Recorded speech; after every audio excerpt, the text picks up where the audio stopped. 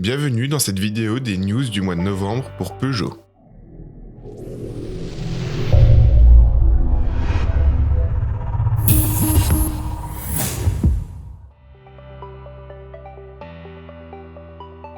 Peugeot continue sur sa lancée sur la part de marché de vente de véhicules privés, 17,4% sur les 10 premiers mois, une hausse de 3,1%. Peugeot est également leader sur le mois d'octobre 2021 sur les véhicules particuliers. Dans le marché des véhicules utilitaires, une hausse de 12,1%. Peugeot affiche une part de marché de 17,8%. Et sur le cumul des deux marchés, une hausse de 4,8% et une part de marché de 17,5%. Ces derniers résultats sont portés par l'ensemble des véhicules de la gamme, et tout particulièrement par la Peugeot 208 qui reste le véhicule le plus vendu en France. Les Peugeot 2008, 3008, 5008 et 508 sont leaders de leur segment. La toute nouvelle Peugeot 308, lancée le 10 octobre 2021 en France, reçoit un accueil très favorable du public avec de très nombreuses commandes issues de la fidélisation, mais également d'une importante part de conquête. Les 50 ans du Peugeot 103. Apparu fin 1971, le cyclomoteur a marqué plusieurs générations. Son dessin moderne évoque une vraie moto, et sa simplicité mécanique lui assure une réelle fiabilité. Le musée de l'aventure Peugeot de Sochaux lui consacre une exposition depuis le 22 novembre jusqu'au 31 janvier. À Montbéliard, le millionième Peugeot 3008 est sorti de l'usine de Sochaux. Lancé il y a 5 ans, le véhicule fabriqué en Europe et en Chine est leader des SUV et deuxième de son segment en Europe. Contrairement à ce que j'ai dit en septembre, la 108 était finalement encore au catalogue, mais cette fois, pour la 108 c'est fini, ou quasiment. Il est désormais plus possible de configurer la voiture sur le site de Peugeot, preuve que la marque ne prend plus de nouvelles commandes. Il reste les modèles en stock, l'occasion de faire des bonnes affaires. Lancé l'année dernière, le Peugeot e-Expert a reçu le titre de Van International 2021. Il a été rejoint depuis peu par les fourgons e-Partner et e-Boxer. Avec cette offre complète de véhicules utilitaires zéro émission, Peugeot ambitionne d'être le leader des ventes de fourgons propres en Europe d'ici 2022. À la fin de l'année, le constructeur devrait avoir vendu 4000 utilitaires électriques en Europe, et il dispose d'un carnet de commandes de 10 000 véhicules. Les utilitaires électriques de Peugeot ont l'avantage d'offrir exactement les mêmes capacités de chargement que les versions diesel, avec en prime, selon le constructeur, un moteur électrique qui assure des faibles coûts d'exploitation et un bon agrément de conduite. Outre les modèles 100% électriques à batterie, Peugeot lancera bientôt la production de son premier fourgon électrique à pile à combustible, l'e-Expert Hydrogène. Dans la 3e édition du palmarès des entreprises les plus admirées des Français, au JDD, publié le 14 novembre 2021, Peugeot garde la 2e place du podium derrière Decathlon, tandis que Renault et Citroën ont perdu du terrain et se positionnent 7e et 12e. Première distinction pour la Peugeot 308. Elle a en effet été élue voiture de l'année en Allemagne dans la catégorie des compacts. Le jury a récompensé l'offre des motorisations et le e-cockpit.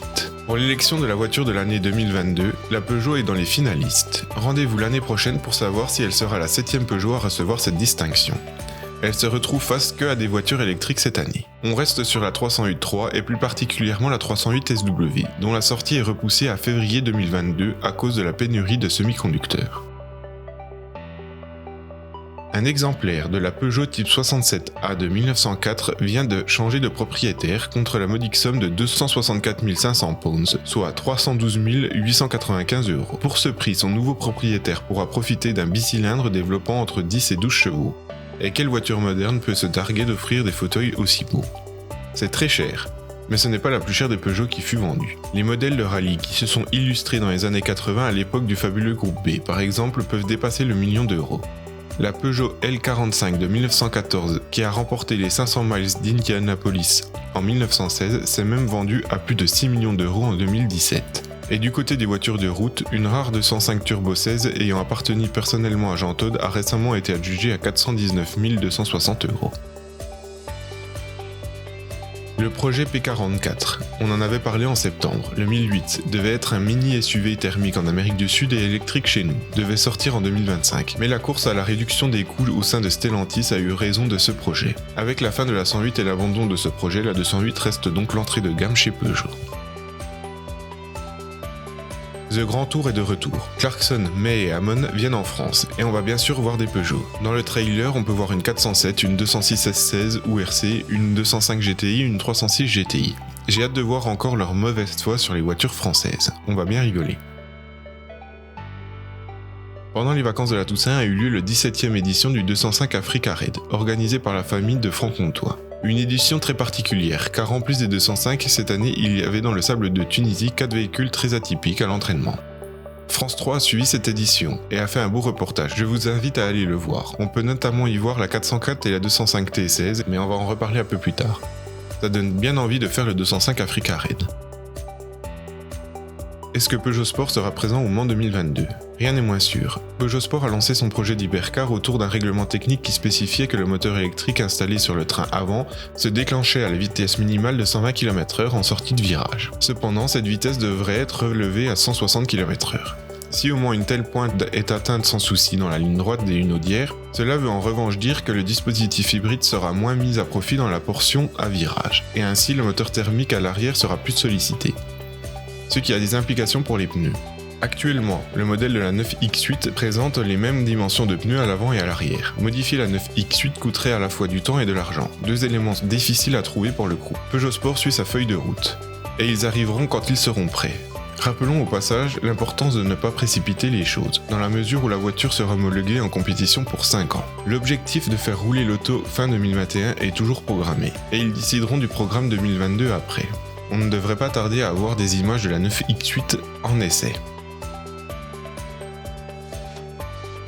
Membre du programme Peugeot 9X8 en hypercar, le chartrain Loïc Duval a pris part au rallye du Var du 26 au 28 novembre, à bord d'une 208 R4. Malgré qu'il soit vainqueur aux 24 heures du Mans, et même si le résultat est anecdotique, la découverte d'un nouveau monde l'a marqué, notamment au niveau de la prise de risque.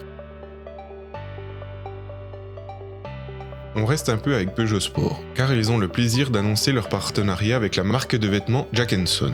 En tant que fournisseur officiel, la maison de couture danoise s'associe avec l'équipe de compétition de Peugeot, à l'occasion de son retour en endurance avec la 9X8. En WRX, les Hansen ont participé à 2 épreuves du Nitro RX. Timmy occupe toujours la 3e place du général. Du côté du rallycross, on a eu le droit aux dernières manches au Nürburgring. Les 208 du team Hansen sont championnes du monde, mais Timmy Hansen a raté le titre à égalité avec le roi de la discipline, Johan Kristoffersson. Parlons un peu du Dakar 2022. Nous allons voir beaucoup de Peugeot là-bas. 3 Peugeot 3008 DKR sont engagés par PH Sport, notamment la 210 avec Cyril Després, qui connaît très bien ce modèle. Une nouveauté pour le Dakar de 2022. Un Dakar classique qui permet à d'anciens modèles de courir. Ainsi, nous pourrons voir une 504 pick-up, 2 504 coupés, la 205 T16 et la 404 de la famille Jaco et un proto sur base de Peugeot.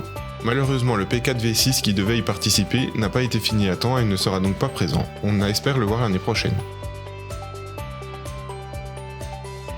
Voilà, c'est tout pour les news du mois de novembre. N'hésitez pas à commenter, à mettre un pouce bleu et à partager. On se retrouve le mois prochain.